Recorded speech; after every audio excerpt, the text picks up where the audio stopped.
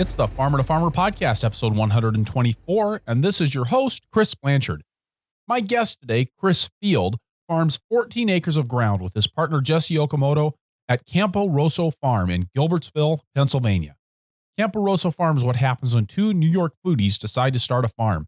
Chris and Jessi grow a wide variety of very high-quality Italian chicories, radicchios, endives, and more as the cornerstone of their operation, and they market them through New York City's Union Square Green Market and wholesale to restaurants in New York City.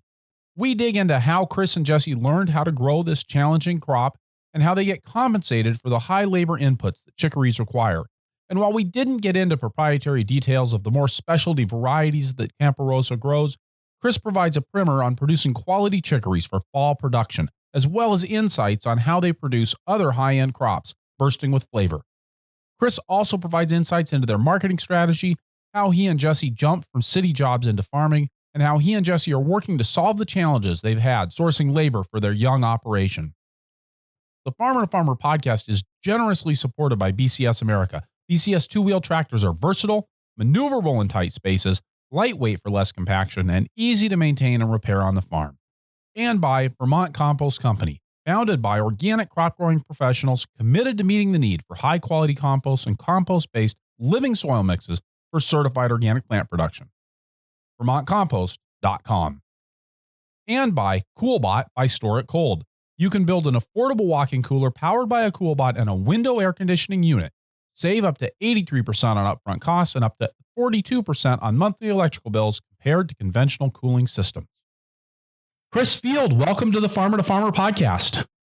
Thanks. Yeah, glad to be here. I've been a long-time listener. Glad to be a part of it. I've been watching your farm on Instagram for quite some time, and holding the title as the largest radicchio grower in the state of Iowa for a period of about 12 years. I've been really intrigued by what you're doing there at Campo Rosso Farm. Can you give us the lay of the land there at Campo Rosso? Where are you guys located? How are you selling your products? How many acres you're growing on? And how you would describe what you're focusing on at Campo Rosso? Yeah, so we're in southeastern Pennsylvania in a town called Gilbertsville.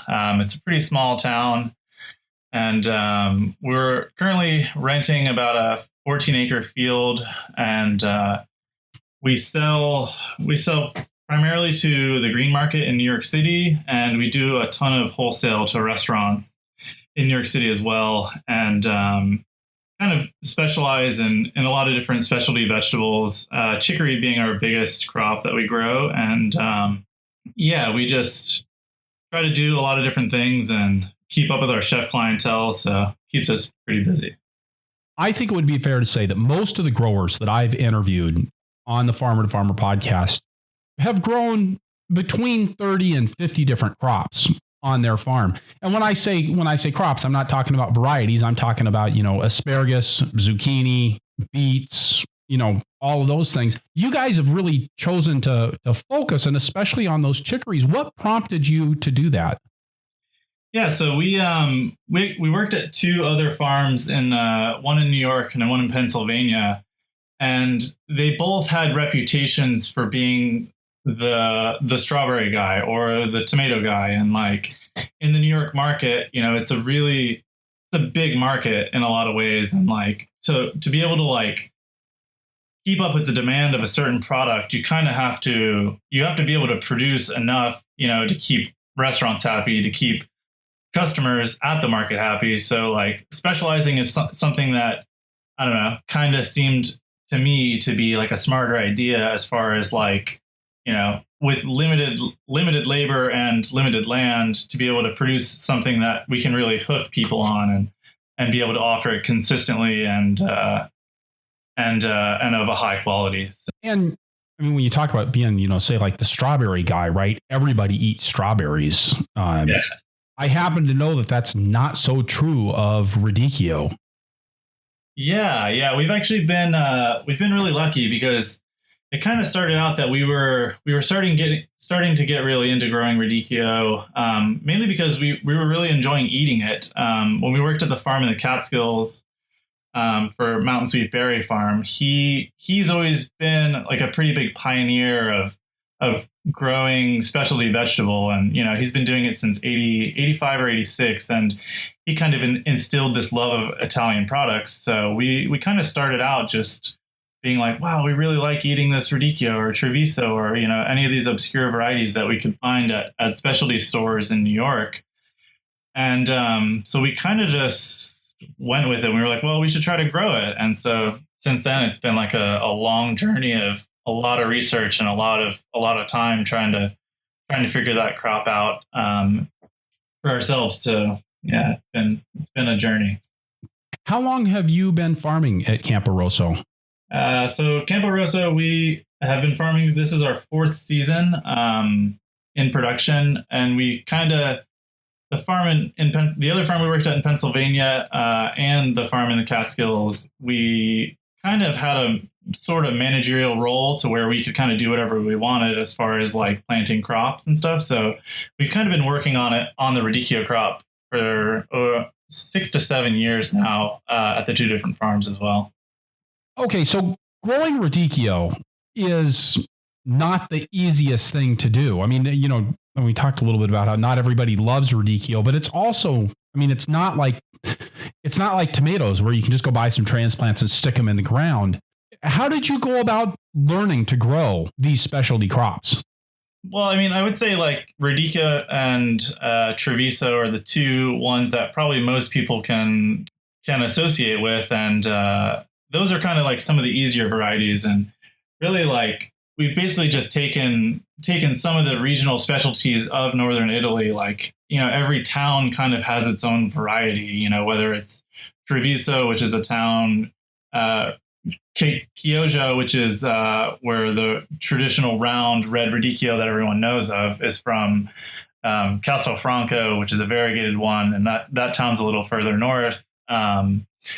And yeah, it's a lot of it really is just regional specialties that these old peasant Italian farmers have developed and bred for a long time to kind of like put their town on the map in a lot of ways. And so it's been like a long journey trying to read and research. And we've been to Italy a few times and done a lot of trips there to see farms and see how people are doing it. So now in my world of radicchio growing, we basically grew the round red radicchios, the Chioggia types, and then we grew the Treviso types, and those are the ones that look kind of like a romaine lettuce, except that they're bright red and have the white ribs, but they stand up that same way. And those are both available. When you look in the seed catalogs, you get your Johnny's Selected Seeds catalog, turn to the page on chicories, and there they are. But if you're going to specialize as a chicory grower, you're going far beyond that. And I'd also note that when you buy those varieties from Johnny's, they're hybrids. They produce really well. I know that we had a lot of issues with production, primarily around stuff bolting before it headed up nicely. But with those hybrid varieties, it really wasn't that bad, and it didn't compare at all to the stories that we'd heard about the open pollinated stuff. How did you go about learning to grow the different varieties that you discovered? Yeah, so basically the first thing that we found out is a lot of the different varieties, it's super climate specific. So it's taken us quite a few years to find out like when the right time to plant is for, all the different varieties, especially some of the more obscure ones that we grow. But yeah, like you said, like the hybrid varieties are bred to resist bolting, and those are a pretty sure bet through a lot of the year. But here in Pennsylvania, we do some chicory in the spring, but it's very difficult because our springs can be so erratic. Like we had 90 degrees about 10 days ago, and then today it was 62 or something. So it's like, it really doesn't like the ups and downs of spring. It's, traditionally in the Veneto region of Italy, it's grown in the fall. And that's the most traditional time period for it. It really wants to go from that warm summer into a cool fall, into like a slowly slowly towards frost into the winter, and that temperature fluctuation is really what triggers the heading of a lot of the varieties and stuff. So yeah, it's really, that's probably the biggest thing to figure out about all the different varieties is climate, and finding out what works. When I see farms, in Texas growing radicchio in June, I'm like, man, it must be really hot there. Like, I don't know what their success rate is probably going to be on that, but yeah, it's definitely climate specific. And when you talk about figuring it out and figuring out those climate specificities, are you guys planting trials of different varieties? Yeah, so basically, when we take a new variety on, we'll put it into a window that we think would make sense, and a lot of times, like one variety that we grow, I remember the first year we ever planted it, we had 95% loss, all to bolting. And then the more and more research I did, I found out like, oh no, that's too early to plant it in any climate, pretty much, because a lot of it, the day length is a big part of it, with causing things to bolt or not bolt. So like in the spring, like if it's not a hybrid, if it's open pollinated, if it doesn't have that super bolt resistant kind of built into its genes, the longer days, it's like I'm ready to go to seeds. So that's when you start to see a lot of bolting in it. So Do you still experience a lot of bolting even when you get the timing right? yeah, Jessi, she went through the field today when we were weeding, and she was pulling a few early Castelfrancos out of the row that were bolting, and it's kind of, we make a joke that it's almost like bad luck, like if you don't pull them out, it's going to spread. I mean, we totally joke about that, but it makes us a little discouraged by the spring production. But Well, and it was something I always, and I don't know if this has any basis in fact or not, but I always assumed that a plant that was bolting was probably sending off chemical signals to every other plant in the neighborhood that it was time to bolt too, because you want your buddies to be coming into fertility at the same time that you are, right? yeah, And so yeah, I always got rid of anything that was bolting in the field. Now, you mentioned discouraging for the spring production, but you guys obviously have demand for this crop throughout the growing season. I assume you can't just say to your chefs there in New York, like, only in the fall are you going to get chicories. yeah. I mean, I got an email today from a few different chefs like, when's the escarole going to be ready? When's the radicchio going to be ready? And because it's been such a late spring, that kind of went in a little bit late. But typically, like, our spring season for chicory is only about 5 to 6 weeks on a good year, and then in the summer we transition to some other like tomatoes and peppers and zucchini that are a little more on the interesting side. And but truly, like, fall is the biggest time, and that's like, people know, most of September, through January is our biggest crunch for it. So they kind of understand and know that there is some seasonality to it, because when it starts to get hot, that's when radicchio can be a little more bitter and not quite as palatable. And so some of my not wanting to push so hard in the spring is like, unless you really love the bitter flavor, you're not really going to appreciate it as much as you would if it was in the fall. And I think that that's been part of our success, is growing it at the right time in the right season. So when you showed up at market, when you talk about appreciating radicchio, because there's some people that do, and there's a lot of people that simply don't, especially here in the United States. When you started bringing this crop to market, both at the green market and wholesale, what kind of a reception did you get? Yeah, it was actually pretty interesting. We were talking about it the other day, and New York is the farmers market in New York is a really interesting market, because there's obviously like a lot of high end customers, not restaurants, just like regular foodies or whatever you want to call it. And pretty much right away, within two or three markets, we had regulars that were coming every week and saying everything was so good. And I think that the quality was recognized and appreciated right away. And it's really just like one variety specific, Castelfranco, which is, it's kind of almost like an escarole, but it has some like mottled speckling to it, and we usually put that one out front because it's one of the more beautiful varieties that we grow, and B, it's super approachable to someone that maybe is a little more adverse to say something that's super bitter like Treviso. And so we kind of catch them with the eye appeal of how beautiful the Castelfrancos can be, and then they ask us questions. They're like, "Oh, I don't know if I like bitter," and then we just convince them to try it, and then the next week they come back and they're like, "Oh, it wasn't overly bitter. It was really delicious." So that's kind of like, I would say that's our gateway drug into the chicory world, I guess you could say. And like so many of the chicories, it's a striking variety. I think that's one of the things that I always enjoy about cooking with this crop is that it's got so much visual appeal. Yeah, it definitely does. I mean, that's like we spend a lot of time at market, making sure it looks right and looks striking, because you can just harvest something and leave some green leaves on the outside, but we really try to clean things up. Like on Treviso, if you clean it up to where the rib is pure white and the leafy part is that deep maroon color, it's just so much more striking than if you just harvest, leave the outer leaves on and don't really clean it up very much. So that's one thing that we learned in our experience, like seeing some farms in Italy, is really cleaning it up and making it look proper.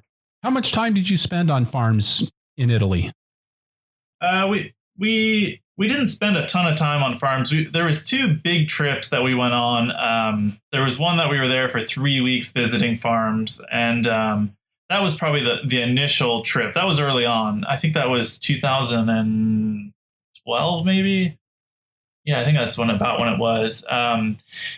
And then we've been back another time 2 years ago and seen a lot of different farms forcing setups, and that was another big learning for us. Forcing setups. Can you tell me about that? Yeah, so like some varieties, they don't fully mature in the field, so you basically you want to find another way to keep it growing. And every town, like in Treviso, they have ample water from the Sile River, and so they use the water from the river. They harvest plants, and then they use the water from the river to continue growing. They divert it into these ponds. So that's like one way of forcing. Or, in Luzia, which is another town, they don't have ample water, so they use sand to force, which some people may be familiar with, like how Belgian endive is grown. And sometimes people use water, sometimes people use peat moss, sometimes people use sand. So there's like many different ways that you can do it, and it kind of has to do with what's available and what's around you. And when you're talking about these different mediums, peat moss, sand, water, you're talking about a rooting substrate, because you're harvesting the roots out in the field. Mm-hmm. And like with Belgian endive, you chop the tops off and then you bring them in and plant, store them until you're ready to have them make their crop again. And then you stick them in the sand or the peat moss and keep them dark while they're growing. Is it the same process for all of the chicories that are being forced? They're all a little different. Certain ones, like Belgian endive, that needs that cold treatment. Like, you're really supposed to harvest the roots and then store them. I think in the Johnny's catalog it says you're supposed to store them for 3 weeks or something, and it's basically to vernalize them, to make them think that they kind of have gone through a winter. But like, they're all a little different, and they're all a little bit finicky in their own way. And some varieties that we do, say in water, but we've also done it in sand, or we've also done it in peat moss. And it's kind of, there's really subtle differences to it. You're really just trying to take the stored energy that's in the roots and push it into new growth. And so there's a lot of different ways to do it. So we did Belgian endive for a few years, and it was something that I always really enjoyed, and I especially loved the fact that I had an abundant supply to eat myself. And it sold fairly well at farmers market, and we could do some in the wholesale, and we could do some in the CSA box. But it was so labor intensive. It was insane just how much work went into harvesting, storing, replanting, trying to get them to grow in perfect darkness, and then pulling them back out, harvesting. Has the amount of labor that's required to do these crops, especially these forced crops, been a challenge for you? Yeah, it's definitely been a challenge. Like the trip we were on 2 years ago. We visited this really small farm. They were in hectares. I'm trying to think of what they had said. I don't know. Maybe they were farming 20 acres, 15 acres, something like that. And Jessi and I both were really excited. We're like, all right, we're gonna go. We're gonna see all these people forcing stuff, and we're gonna find the key to Pandora's box in a lot of ways to try to figure out what's easier. And first farm we visit, we're talking to the couple, and it's a couple and her dad, and I think they had one other person working with them, and they had this really beautiful box of forced rosettes of this variety that they kind of have done their own breeding on. And we're asking questions, and she was like, yeah, the box, the clean box, it was like a 1 kilo box, so 2.2 pounds. And she said it's about 2 hours of labor just in cleaning. And then I was like, yeah, but what do you get at the wholesale market? I expected that maybe they would get a good price because it's a pretty amazing product and pretty unique. And sure enough, it was like 19 euros a kilo or something. So, not really expensive at all. And I really think that it comes down to like, these farms in Northern Italy, it's just like, it's a part of their culture and it's a part of their heritage in a lot of ways. And we really are just, I guess, obsessed with it enough to justify all the labor that goes into it. And are you able to make price demands there in New York that compensate you for that? Yeah, we've been really lucky that actually in two ways we've been really lucky. We've been really lucky that the price of some of the more obscure varieties coming from Italy is very high because of importing, and also that New York, because it's a higher end market, things typically are upcharged a little bit more than somewhere else. So we've been able to benefit from the fact that the stuff that's imported from Italy is very, very expensive, and then we also can get a good price because no one's growing it, and because I feel like when we tell people, especially restaurants, that say, oh, this is X amount of dollars per pound, that's expensive, and then when we're like, come to the farm and come see it, come see how much work it is to clean all this stuff, then they're like, oh, well, I guess it isn't so bad, when you really break it down for them. I think it's really interesting that you're competing with greens that are being imported from Italy. I don't think that's a very common competitor in the United States vegetable market. Yeah, definitely. It's kind of funny because there's a produce company that we work with, Natura. They're originally from London, and they've recently started up in New York. And I remember seeing the price list of what they were getting from Italy, like what it was costing them to get it from Italy. And some things we could beat them on price just because we're growing it here, and some things they could beat us on price. So it was like, it really kind of surprised me that like, yeah, I could beat Castelfranco price versus, a huge grower that grows, 500 acres of it in Italy, just because of import cost, or because that's just like what they're charging. So. And I suppose on the vice versa, when you're not able to beat their prices, it probably does have to do with being in that perfect combination of day length and climate that really make that crop grow exactly the way it's supposed to grow over there in Italy. Yeah, definitely it's a part of it. Like all the farms that we've seen and all the advice that we've gotten from the farms there, Pennsylvania has a pretty good climate for it. Depends. Some years it gets really cold come, just like late November, December, and we can get froze out completely on varieties that we were hoping to harvest, for Christmas. So that's definitely a part of it. And so that's kind of where some of our pricing comes into play. Like one of the varieties, Puntarelli, that we grow, which is super famous from Rome. I would say on a good year, our harvest is 40 to 50%, and that's on a good year.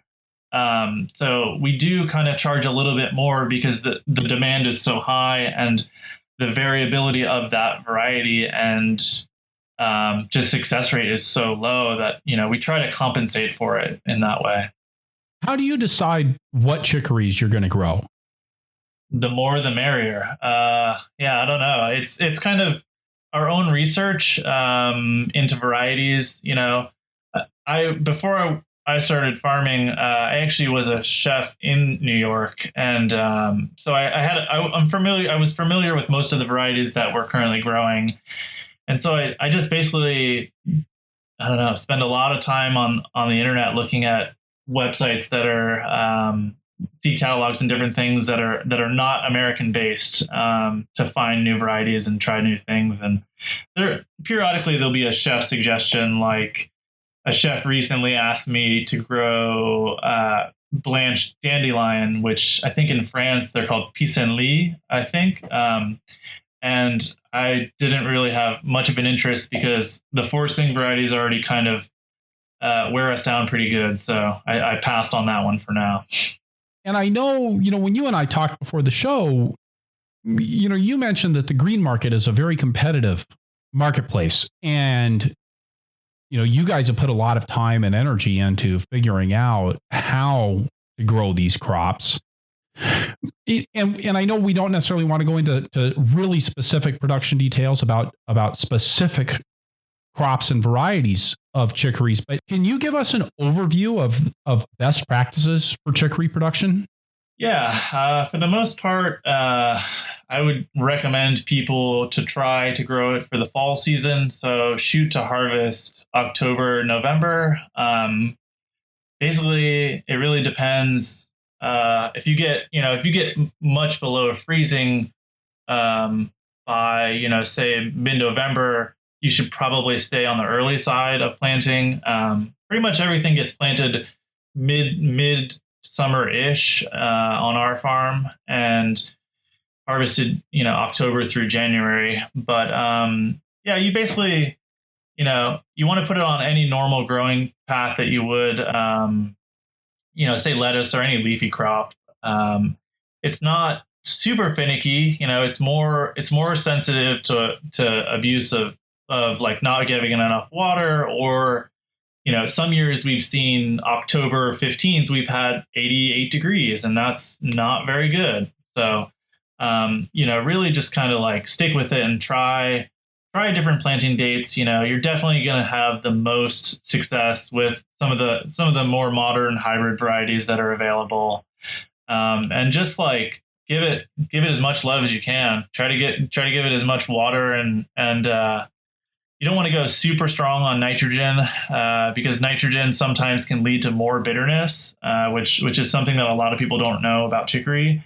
So you don't want to go too crazy, but you also don't want to have yellowing leaves and stuff. So, I try to shoot for, I try to put out like 80 pounds of N or so, 60 to 80 pounds of N per acre. I guess that would be a good base calculation of nitrogen use for that.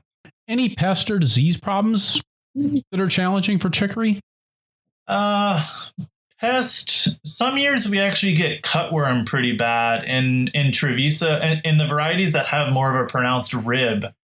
And so that's more so recently we've been using BT to try to remedy that. And it doesn't seem to be a problem every year. So it's not really that big of a deal. Some years the late varieties, like the stuff that we harvest in November, can start to get powdery mildew pretty bad, which is kind of weird for that late in the year. But typically the powdery mildew is more superficial. You maybe just have to clean an extra one or two leaves off. I would say that's pretty much it. I mean, we put it in a good rotation program. We try to have it off of ground that we've had any other like leafy crops for at least 3 years. In Italy, traditionally, the wheat is harvested in I think late May, early June, and then radicchio follows that typically, because you want that dry root culture from the wheat to be the predecessor to radicchio. So that's like the traditional cycle of it. But because we're on small acreage, we don't really have that luxury as much. But we just try to not go leafy after leafy on it for at least 3 years. You guys have problems with deer and voles? Deer are really a big problem. Yes. Yeah, pretty much it's been a battle since year one at the farm in the Catskills, where he that farm is in a valley, and there's not a lot of other food for deer to eat. So of course they're going to go for a vegetable field, and deer really love radicchio. If no one's grown radicchio without deer fence, or if anyone's grown radicchio without deer fence, they probably know that they get eaten pretty quickly, and they only eat the ones that are perfectly ready to pick, and they only nip just a little bit of it enough to ruin it. So it's been a huge challenge for us. We moved farms 2 years ago. We had proper deer fencing at the other farm, and last year we were doing the slanted electric fence, where you do two lines of electric wire at 2 feet and 4 feet on a 45-degree angle. And that the first year we did it at the new farm that we're at now, it worked pretty well. And they weren't really messing with any of our stuff. And I don't know if last year, because we planted so much more radicchio or what, but we definitely got our shirt handed to us in one of the fields pretty good. So this spring we put up a 14-acre deer fence around the whole field, and that's that. I don't have to think about it anymore, hopefully. But voles not so much. I know some farms I've talked to out in the Pacific Northwest that have really bad vole problems, but for us it's not a really big problem.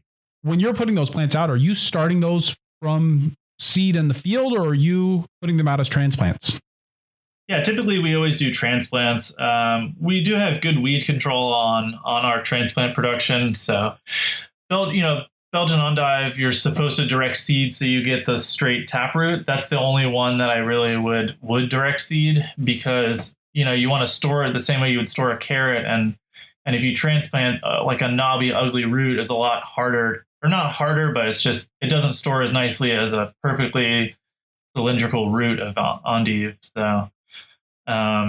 Yeah, I mean, typically we do everything from transplant except for a few, like Belgian endive or some of like little rosette varieties that we grow.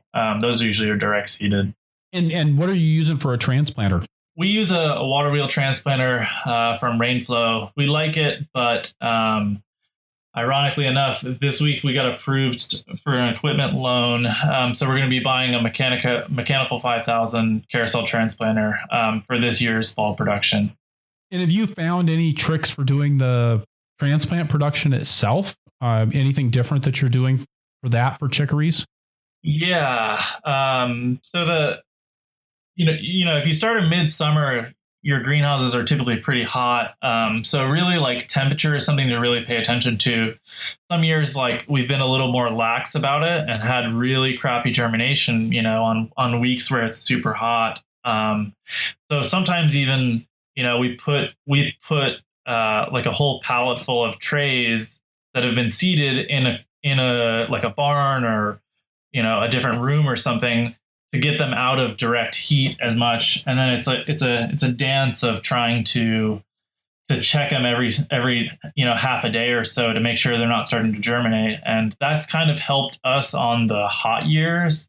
Otherwise, just water them 2 or 3 times a day to kind of cool them down. And usually that works well on most years that aren't like blazing hot years. Do you have to do anything to keep the birds out of the greenhouse? We always had a horrible problem with the starlings coming in and eating the seeds of our radicchio plantings.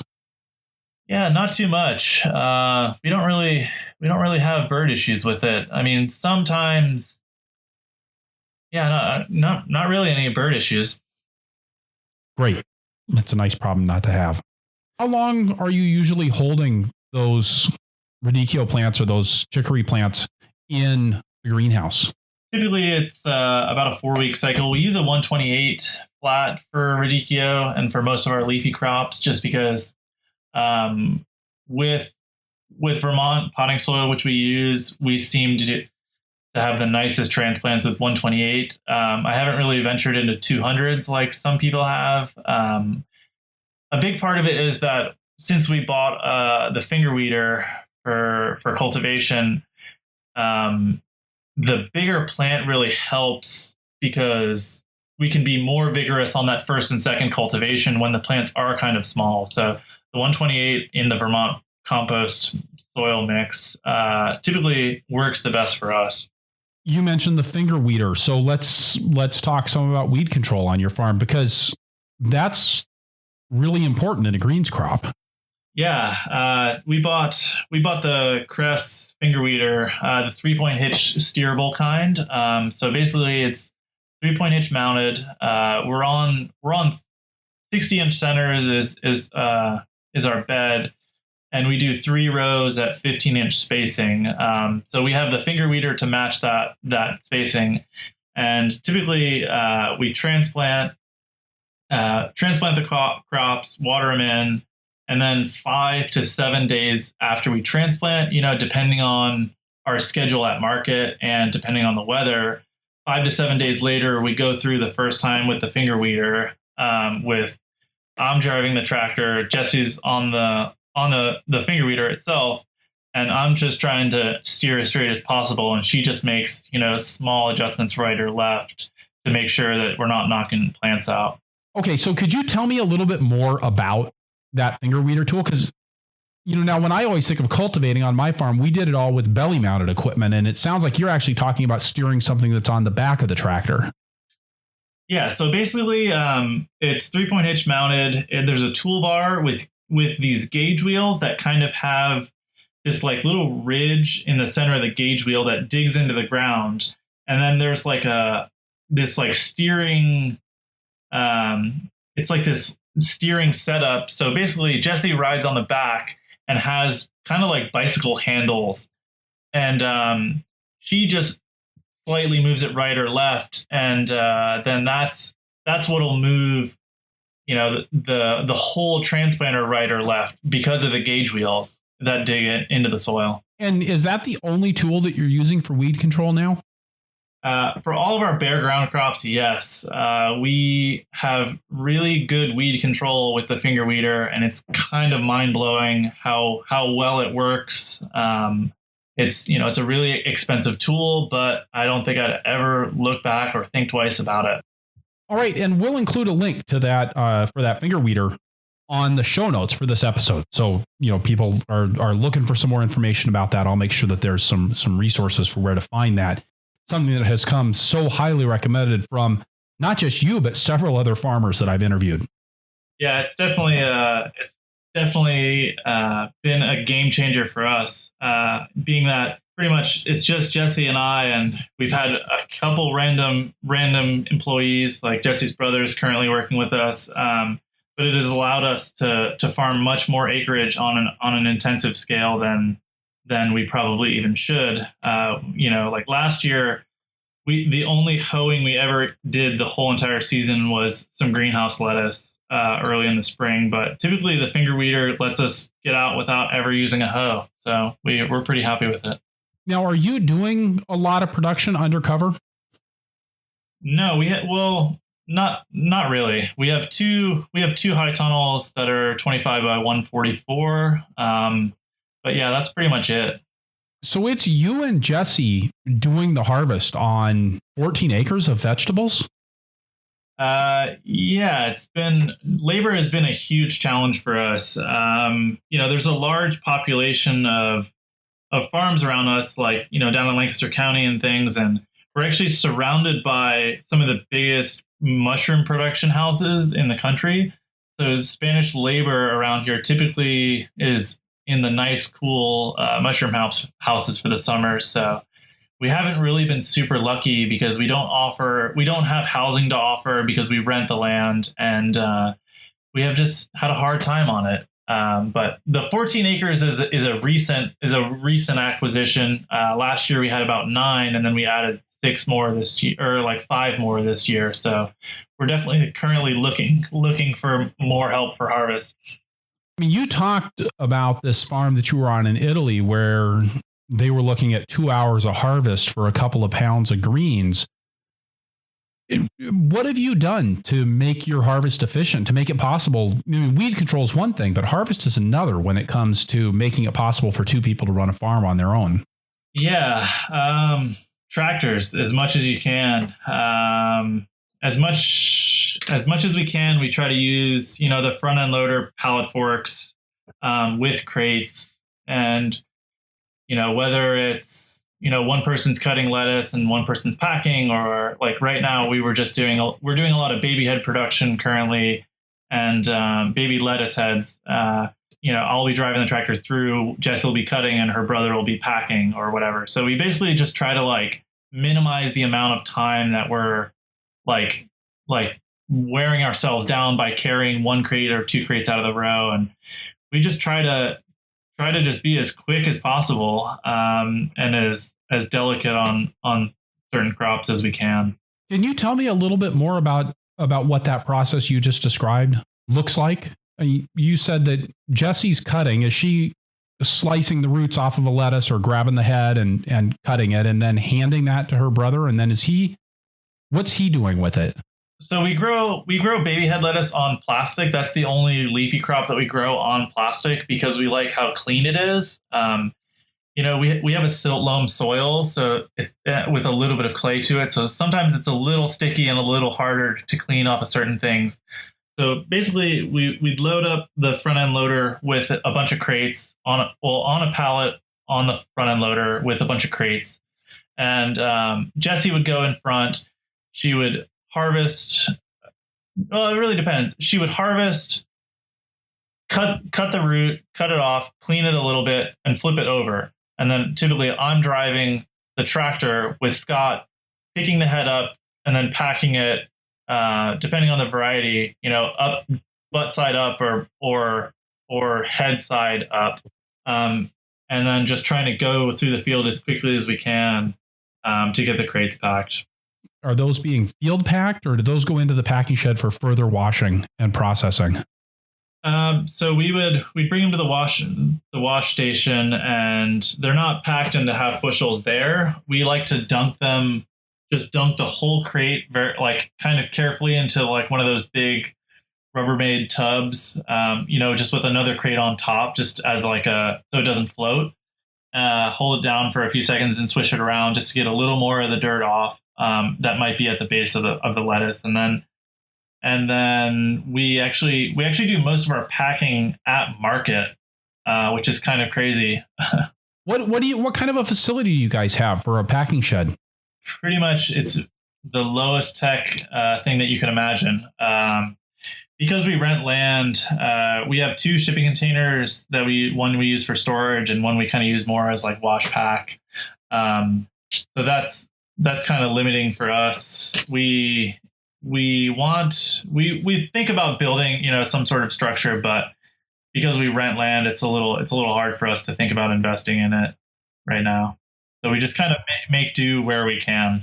So if you're using a shipping container for a packing shed, tell me a little bit about how you've got that set up. Yeah, I mean, the shipping container is kind of not really well set up right now. We've been meaning to put some sort of poly liner down, but we really just pack like under tents or tarps or whatever we have around for shade, and then load it in the van and get in the walk-in. Awesome. With that, we're going to stop here, take a break, and then we'll be right back with Chris Field from Campo Rosso Farm in Gilbertsville, Pennsylvania. Yeah, we're going to talk a little bit about marketing and more about the wonderful world of growing specialty chicories. Perennial support for the Farmer to Farmer podcast is provided by BCS America. A BCS two-wheel tractor is the only power equipment that a market gardener will need, with PTO-driven attachments like the rototiller, flail mower, power harrow, rotary plow, snow thrower, log splitter, and more. You name it, and you can probably run it with a versatile BCS two-wheel tractor. The first time I used a rototiller way back in 1991, it was mounted to a BCS two-wheel tractor, and it spoiled me for life. When you get behind a BCS, you can tell that it's built to the same commercial standards as a four-wheel farm tractor, and it has many of the same features. I've used other tillers and mowers, and I've spent most of the time that I was using them thinking about how much easier it would be with a BCS. Check out bcsamerica.com to see the full lineup of tractors and attachments, plus videos of BCS in action.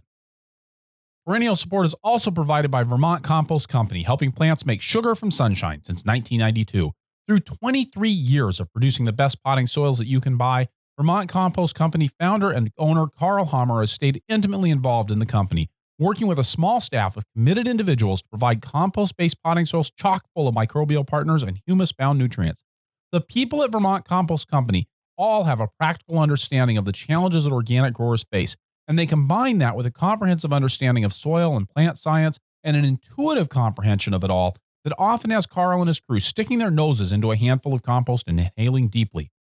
Vermont Compost is the real thing, built on consistency instead of glitz. Like the donkey on their logo, Vermont Compost potting soils aren't glitzy or glamorous, they're steadfast and consistent, stubbornly making certain that your transplants get everything they need from a few cubic centimeters of soil. And by the way, the donkeys, they're the real thing. I've seen them. And you can get a little bit of donkey manure in every batch of Vermont Compost potting soil. Feed your plants the best. VermontCompost.com.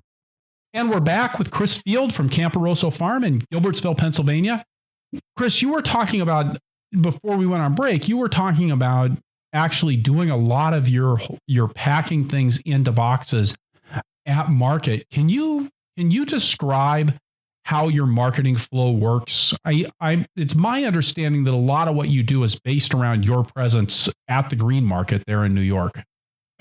Yeah. So, for instance, this past week, because we have limited harvest labor, if we do the market on Fridays, Wednesday, Thursday, a lot of times is harvest as much as we humanly can. And then, we try to get to the market as early as we can. So typically, like this past week, we got there at 5:15.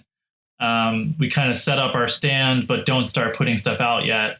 And then we just go as hard as we can on packing until like the last moment when we need to actually start setting up. So that's like, you can pack a lot of vegetables in an hour and a half if you have a nice flow going. How far is it for you guys to get into New York City? So it takes us a little over 2 hours in the morning to get to the city. It's about 100 miles roughly. And you guys are going into New York instead of going and hitting Philadelphia, which is quite a bit closer. Yeah, some of the reason for that is just that we know that market. The two farms that we worked on previously, both are kind of like institutional farms at the green market in Union Square in New York. So it's just, we know that market well. We have solid relationships with a lot of different people, not only just restaurants, but the folks that run the green market. So we knew it and we saw an opportunity and went for it instead of something that's slightly closer. Tell me how the green markets work in New York City. It's something that I think those of us in the other parts of the country have heard a lot about, but I don't really have a clear understanding of what the green market is. Yeah, so Green Market Grow NYC is a non-for-profit that basically got started because they wanted to, have fresh food available to the masses in the city because, upstate New York and Pennsylvania and Jersey have this rich, farmland that the city was kind of lacking fresh produce.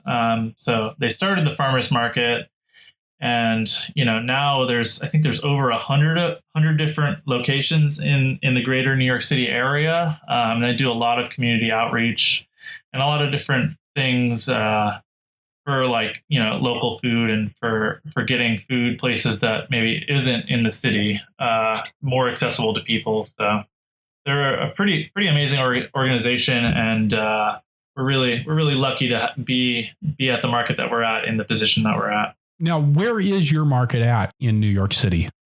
So we do the Friday market at Union Square, which Union Square is a centrally located park in New York. It's on 14th Street, more or less, and it's a main subway stop for 4 or 5 different subway trains that cross right there.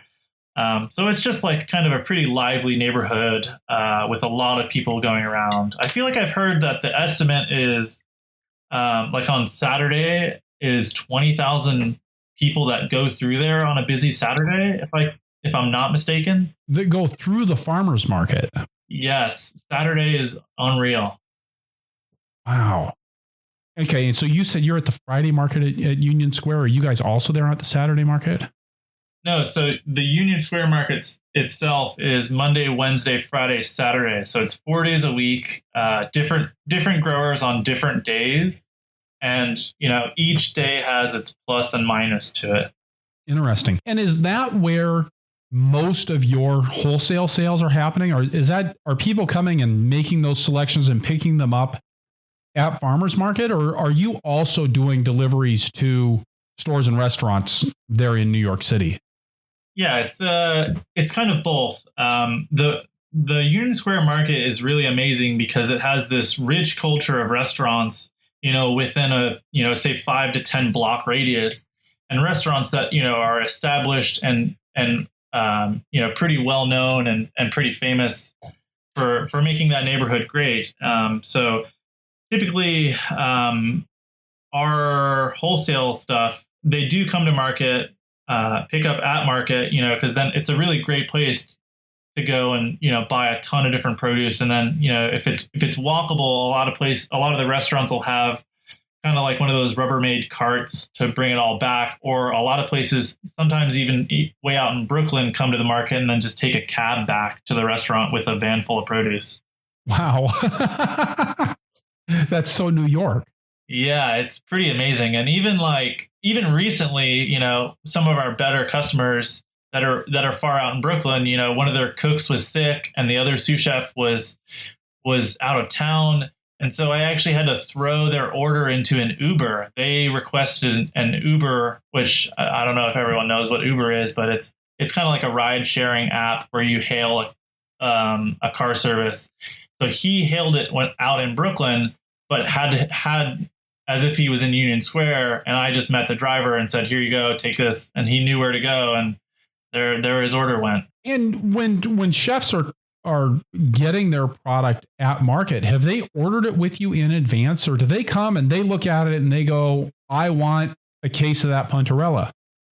Yeah, so it's both. We do maintain an email list where we send out product availability, and people do pre-order for the most part. And then typically, stuff that maybe didn't make it on the list of availability, or if they saw something like, "Oh, that basil does look really nice, I'll get extra basil too." So it's both that they pre-order and also pick up extra stuff while they're there. Like, if someone back at the restaurant was like, "Oh, we really need more mint," or whatever. And you guys are only 4 years into running your own business. How did you guys score a stall at the Friday Union Square Green Market? That is a stroke of pure luck. No. So Rick Bishop of Mountain Sweet Berry Farm, who was the first farmer we worked for, he's been doing green market since 86 or 87 or something, I think. He's like kind of the hero of the green market and our biggest mentor. When we were getting ready, we were getting really good at growing chicories and stuff at his farm, and then at the other farm here in Pennsylvania. He kind of encouraged us. He was like, "Hey man, go find some land, get out there, get growing, do this for yourself." And he pretty much sent the nicest possible email ever to Michael Horowitz, who runs Grow NYC, saying, these two young kids have put in their time, and they're going to grow a really amazing product. And initially, we basically pitched it to Green Market that we're growing something that there's a demand for, that not a lot of people are growing, and we kind of want to offer this amazing product that we don't think that we could sell a ton of anywhere else in the country. Because when we were getting ready to start the farm and we knew chicory was going to be a big part of it, we looked at a few different places. Like my grandmother lives in North Carolina, so we went down there and checked that out. And as soon as I saw the scene there, which is much more booming now, I think, than it was back a few years ago, I kind of got freaked out a little bit, because I was like, I know this market in New York. Why would I take this amazing opportunity to sell to all these great restaurants and all these high-end clients? Why would I throw that out the window because I maybe wanted to not have a long commute once a week or twice a week?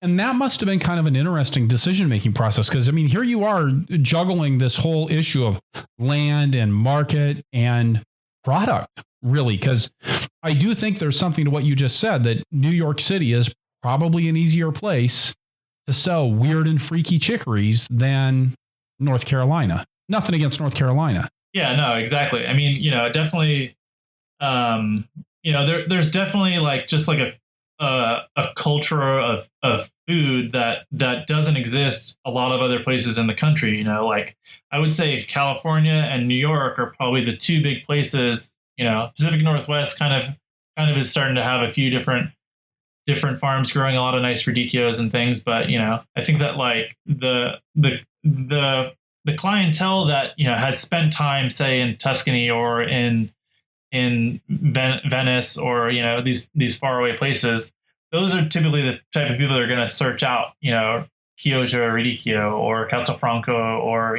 someone that lived in Rome for a year and they used to eat puntarelli all fall. That was like they want to eat it still, and for them to be able to find it in New York, they're really happy. And have you had other growers in your marketplace look at what you're doing and want to jump on the chicory bandwagon? Yeah, I mean, I think that there's always been some people that grow Chioggia and Treviso and stuff, and there's another farmer that I can think of that grows Treviso, and back before I knew a ton about it, I remember being like, this Treviso looks different, doesn't look right, and now I realize that he's probably seeding it with like a Planet Junior seeder, and just he bunches it because it's like 3 or 4 little spindly plants in a bunch, and I'm like, well, he doesn't quite get it. But yeah, definitely the pressure is there. I feel like for us to kind of stay on top as the chicory kings and queens of the city, and that was a big conscious decision. The first year that we farmed, we were working full time at the tomato farm here in Pennsylvania, and we started to plant on our days off. We were like, we have to take 2 days a week off from the tomato farm. And that first fall, I think we grew about 1.5 acres total, a bunch of different things, and about 1 acre of that was radicchio. So that was like, I knew going into it, I want to start green market. I want to do the market. I want restaurants to come on and know right away, like, this is the chicory farm, because I think a big thing for us to get out in front is to be the farm that grows this crop for this market, kind of. So one of the interesting things as I was researching your farm is that you've got a big presence on Instagram, but you don't seem to have any other web presence. It doesn't look like you've got a website. It doesn't look like you've got a presence on Facebook. Yeah, we I don't know, I guess it's the youth in both of us that we started Instagram, and it was really fun because Instagram has this amazing community of young farmers all around the country, and it's pretty amazing to see in real time what other farms are doing, like, and it creates this amazing dialogue, like, oh, you're pruning tomatoes. Oh, do you do 1 liter or 2? Do you do this? And it's really fun and been a huge help for me and for a lot of other farms that I know to be able to bounce ideas off other people and see what, like, oh, you do winter squash this way, or, oh, what's your wash station look like? And I think it definitely has like jump started a lot of farms into being more productive faster because of that. And you haven't found the lack of a website or the lack of a Facebook presence has had an impact on your marketing at all? No, not really. Our business is so restaurant heavy that having our name on the menu at Gramercy Tavern, which is a really well-known restaurant, or wherever else that might be enjoying our product and put our name on the menu, if it's a high-profile place, that's a big part of marketing in and of itself. It's just really, I would have never thought of it, for whatever that's worth. Hype is everything, man. That's for sure. Now at market, you're putting out a lot of products that people aren't going to instantly recognize.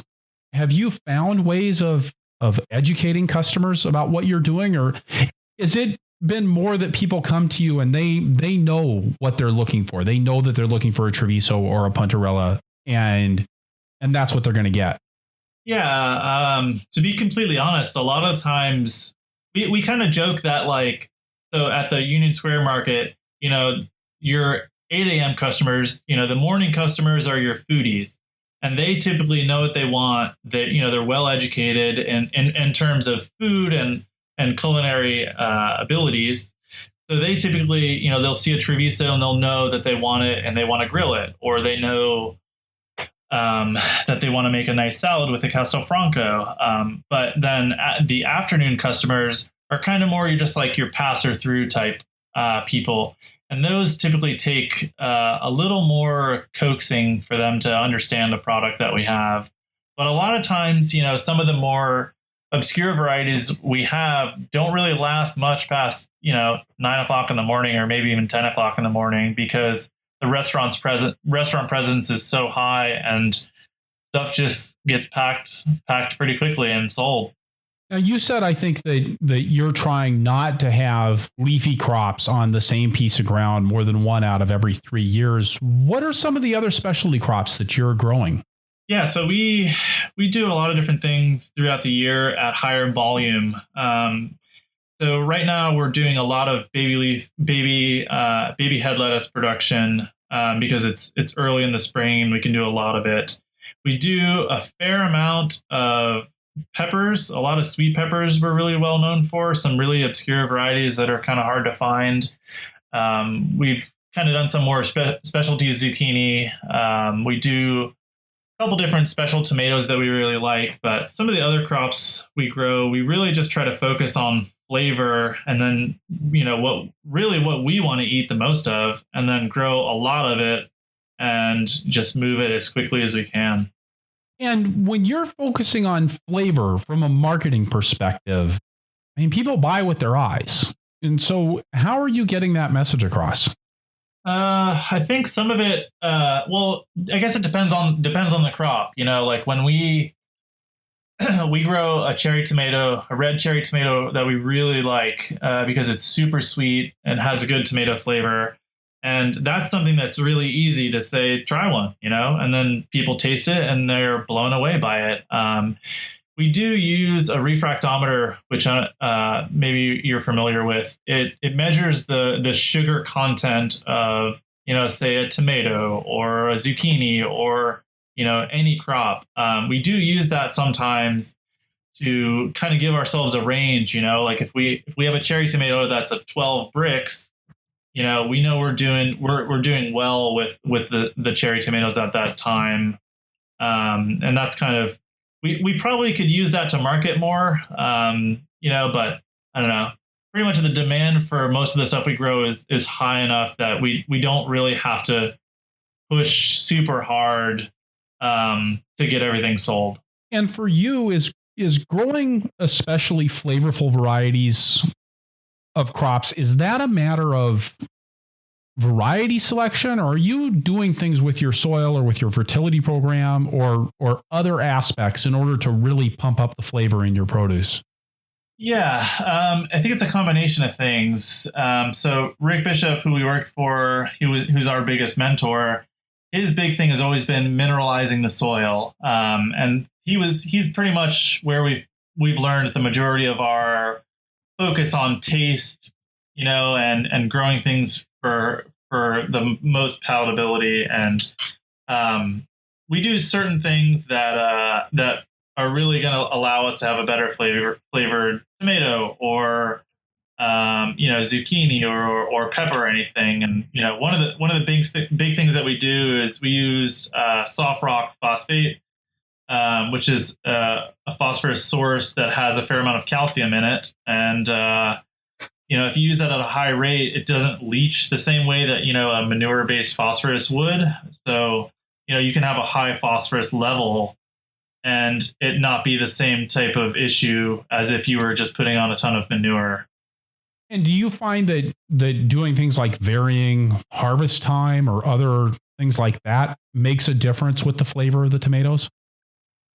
Yeah, like tomatoes, for instance, the field tomatoes we typically do not irrigate, and it's been kind of a whirlwind of if we get a rainy June, we'll have good fruit set, and then if it typically dries out most of July, we can have pretty good flavor. And, I think a lot of people would probably say that we're stupid for, taking something that needs a lot of water, like a tomato, and not irrigating it. But after working on the tomato farm here in Pennsylvania that grew 40,000 tomato plants, I'd rather grow, 2,000 or 3,000 plants, but them taste incredible than, 40,000 and, have a ton of tomatoes. And I mean, I think about dry farming, and I know folks out in California that do that advertise their tomatoes as being dry farmed tomatoes. Are you doing anything special in your production process to make it possible to grow them without irrigation? Not really. We kind of, like on the tomatoes specifically, we kind of, we put down a fair amount of soft rock phosphate, some other minerals that we like to use for tomatoes specifically. And then we kind of, we trails them with a Florida weave, and we kind of just let them go and see what they produce, and kind of in a lot of ways abuse them by not giving them enough water or anything. And typically we find that results on most years in a pretty flavorful tomato. Now, on my farm, we've always found that it was important to keep steady moisture with the tomatoes. Otherwise, we ended up with massive problems with cracking. Has that not been your experience? Yeah, so we've actually pared down really hard with certain tomatoes. We really only grow. I'm trying to think off the top of my head now. We grow like about 5 or 6 different large heirloom type tomatoes that we really like. We grow one red cherry tomato. We grow a grape, an Italian grape tomato that we harvest on the vine. And yeah, that's pretty much it. We basically just have found tomatoes that we really like for flavor that do pretty well under these growing conditions. Like the cherry tomato that we grow, some people maybe would think it has a slightly tougher skin because of the inconsistent moisture levels, and I think that's a stress response. But when they eat the tomato, the flavor of it's so good that they typically don't care that it has a slightly firmer skin. And when you're deciding on something that you like, is that a matter of you and Jessi making those decisions, or are you taking your experimental crops to market and working on getting feedback from your chefs and your retail customers? A little bit of both. I think that like the majority of what we grow, we wanted to grow it first because we wanted to eat it ourselves. And a lot of times we try to be selfish in certain ways of I don't know. We feel like we should be eating what we're growing as much as we can and enjoying it. And then, if we have extra, we'll sell it, especially like some of the trial varieties that say we're trying a new lettuce variety or a new zucchini or a new kale or whatever.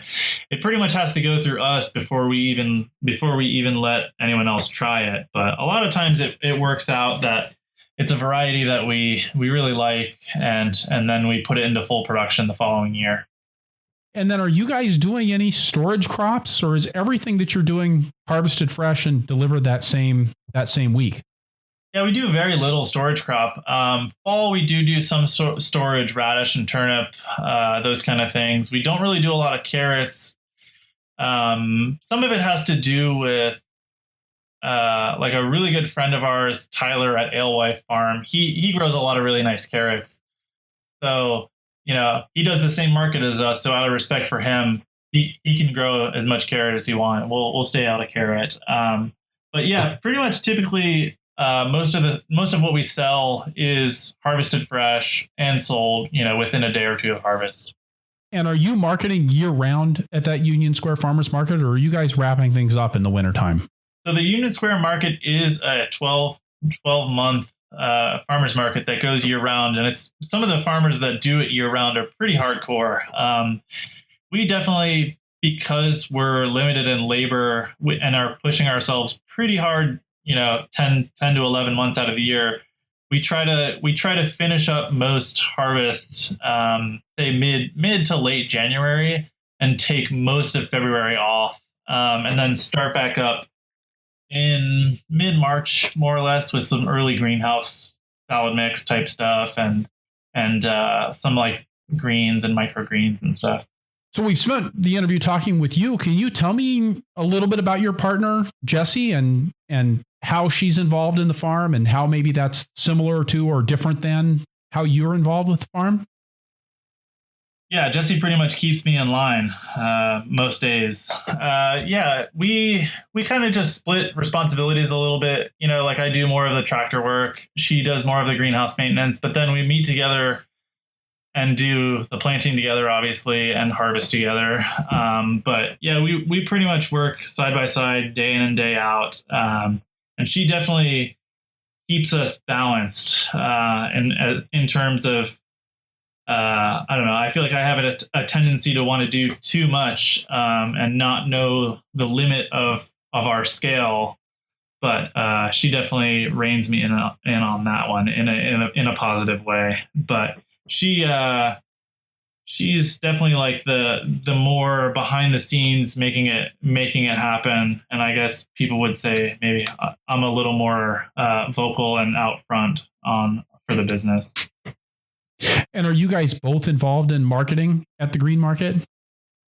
Yeah. So typically, a normal day at the market, it'll be Jessi, me, and then we have at least one or two people at market. Like currently, Jessi's brother is helping us, and Jessi kind of does a lot of the table customers. Keeps all of them happy. I'm doing a little bit more of the restaurant side of things. But, we're definitely both very involved in the marketing aspect of it. And we both work really well together in that respect. How did you guys meet and end up deciding to farm together? That's a crazy long story. We're actually both originally from Florida, and we've known each other. We knew each other in Florida before I made the trek up north to work at restaurants in New York. And I moved to New York, and she was finishing school at UF, University of Florida, for political science. But now we look back, and UF has a pretty good ag program, so she kind of kicks herself a little bit, but not really. And then we started dating when she was still in school, long distance, and then moved to New York and worked in New York for a while. She was doing retail and I was working in restaurants, and we were kind of tired of living in Brooklyn and paying $1,600 for a small little apartment. So we reached out to the farms that we knew and were friendly with at market. We're like, hey, we want to take a break from the city, and so we went and worked for Rick Bishop at Mountain Soup Berry Farm. Never looked back. Yeah. It's kind of nice because, we're both in the city one day a week at least. So we have kind of best of both worlds because we can still go to an Italian specialty store and buy nice dried pasta or whatever. And then live out in the country in the quiet and be outside all day. So it's kind of been a good balance for us to have both worlds. And are you guys pretty happy with how the economics and the quality of life are balancing out for you? Quality of life, maybe not that so much, because our labor situation has been so limited. We definitely don't want to be putting so much on ourselves so hard, but because it's we're such a new farm, we've kind of bitten the bullet and been like, well, it's growing our business. So, not a ton of personal time or not a ton of time off is kind of secondary to this amazing opportunity that we have. And financially, we have been very lucky to have such an amazing market and to come in at the right time with the right type of specialty crops. And it's done pretty well for us. Do you see things changing in your labor market at some point in the future, or is this going to be something that's a thorn in your side going forward?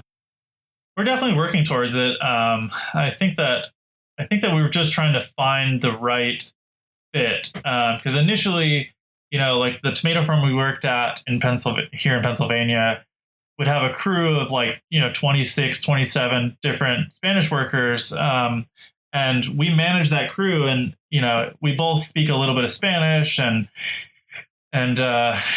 we did well at that farm with managing that size of a crew, but we didn't really know if we wanted to deal with all the interpersonal things that go along with that big of a crew, and like some of the drama involved.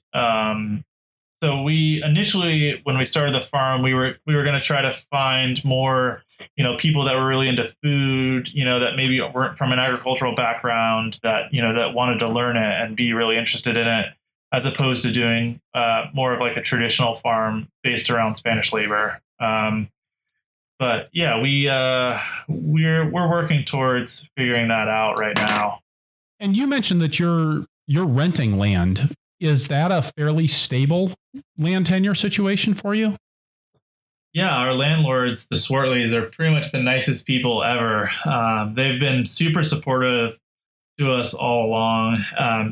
Anytime we've needed anything, and even the first year when we found the bigger property, I was initially just going to cover crop it until we could transition and move, and they were like, "Oh no, they have a 75 horsepower New Holland tractor." She was like, "No, you can use whatever equipment we have.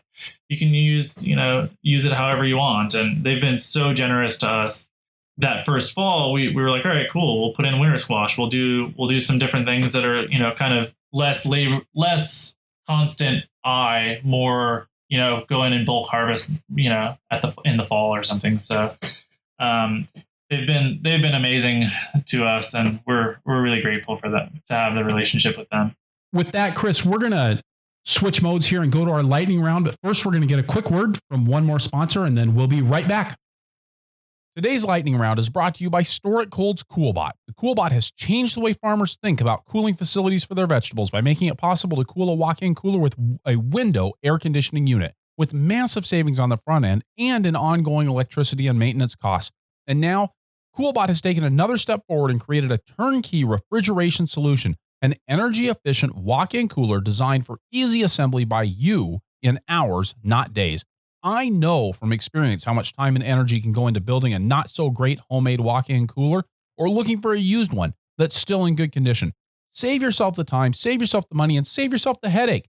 And make your produce stand out in the marketplace when it lasts on store shelves, in restaurant walk-ins, and in your customers' refrigerator drawers, because you sold it to them cold.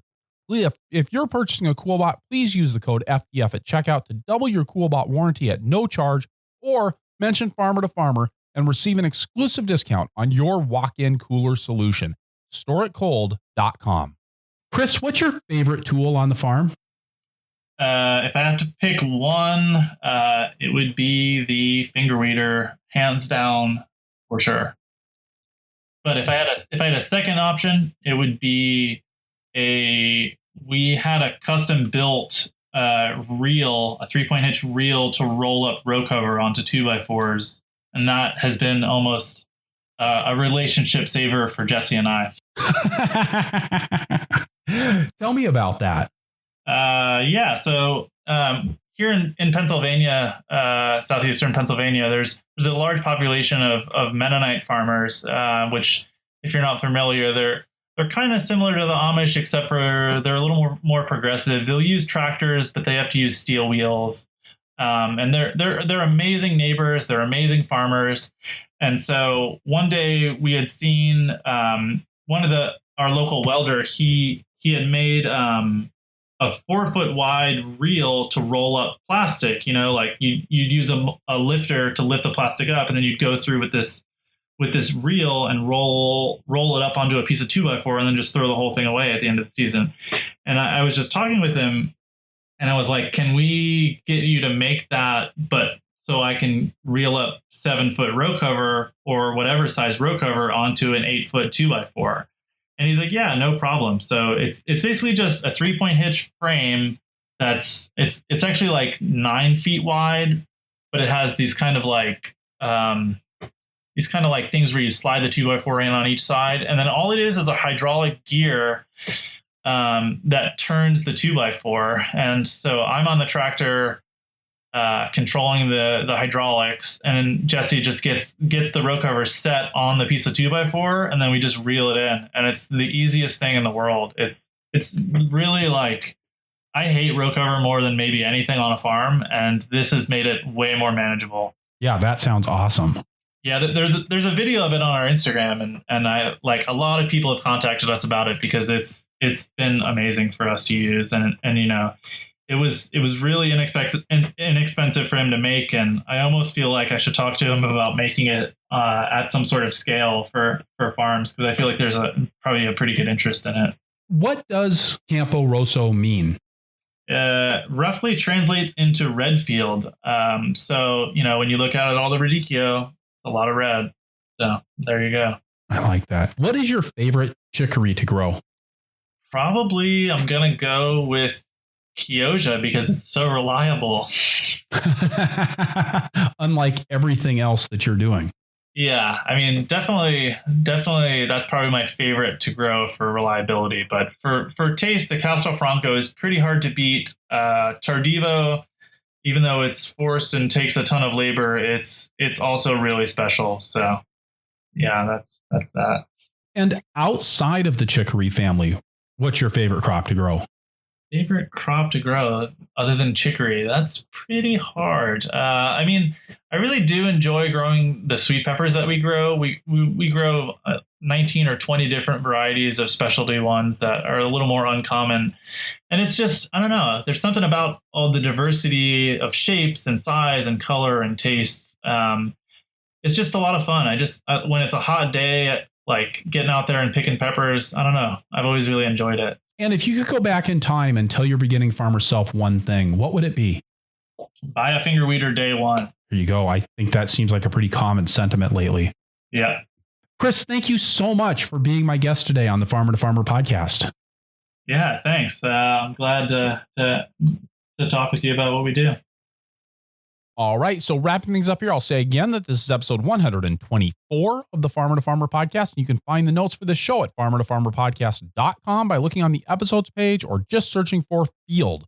That's FIELD. The transcript for this episode is brought to you by Earth Tools, offering the most complete selection of walk-behind farming equipment and high-quality garden tools in North America. And by Rock Dust Local, the first company in North America specializing in local sourcing and delivery of the best rock dust and biochar for organic farming. Additional funding for transcripts is provided by North Central SARE, providing grants and education to advance innovations in sustainable agriculture. You can get the show notes for every Farmer to Farmer podcast in your inbox by signing up for my email newsletter at farmertofarmerpodcast.com. You can head over to iTunes and leave us a review if you enjoy the show. You can talk to us in the show notes at farmertofarmerpodcast.com. You can tell your friends about Farmer to Farmer Podcast on Facebook. We're at Purple Pitchfork on Facebook. And hey, when you talk to our sponsors, please let them know how much you appreciate the support of a resource that you value. Finally, please let me know who you would like to hear from on the show through the suggestions form at farmertofarmerpodcast.com, and I will do my best to get them on the show. Thank you for listening. Be safe out there and keep the tractor running.